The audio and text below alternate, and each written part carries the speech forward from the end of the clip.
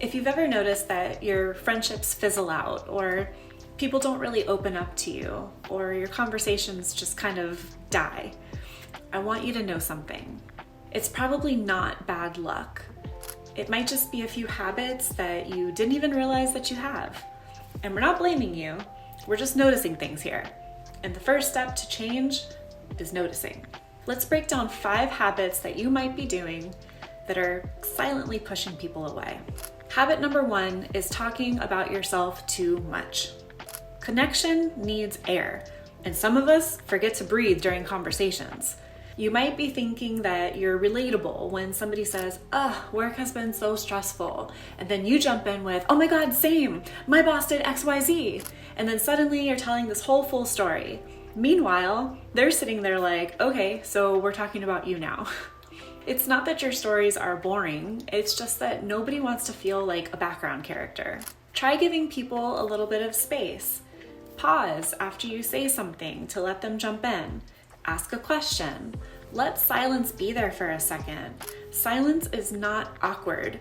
Sometimes it's an invitation. Habit number 2 is constant complaining. Venting is normal, I get it. We all need to get stuff out every once in a while. But if every conversation turns into, you won't believe what happened, or here's another thing that went wrong today, people don't hear your words anymore. All they do is feel this heaviness that you put on them. It's like emotional weather. They walk away feeling drained, even if they love you. If you notice yourself slipping into another rant, try pausing and saying, okay, I've talked about myself too much. How's your week going? Shift the energy. Habit number 3 is giving unsolicited advice.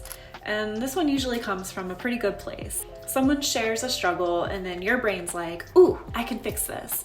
But most people aren't looking for solutions. When you jump in with, here's what you should do, they don't hear help, they hear criticism. It sounds like, I know what's wrong with you, even if that's not really what you meant. Instead, try saying, thank you so much for trusting me with that. And watch how they feel so connected to you. Watch how they feel comfortable in your presence. That's connection. Habit number 4 is oversharing too soon. Look, sharing is deeply beautiful when the relationship can hold it. But when you first meet someone and suddenly they know your entire childhood trauma, your breakup story, your money problems, you're not building intimacy with them. You're assigning them a role that they didn't sign up for, right? They're not your therapist. It's not about being fake, but it's just about the emotional timing. Is it the right time? Habit number 5 is taking offense too easily. If you read into everything, if every text feels like there's some kind of tone underneath it, and every comment feels personal to you and like an attack, you're gonna always feel hurt. And other people are gonna constantly feel like they're walking on eggshells.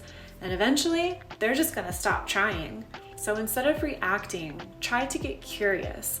A simple, calm, hey, what did you mean by that, can save friendships that your assumptions would have ruined.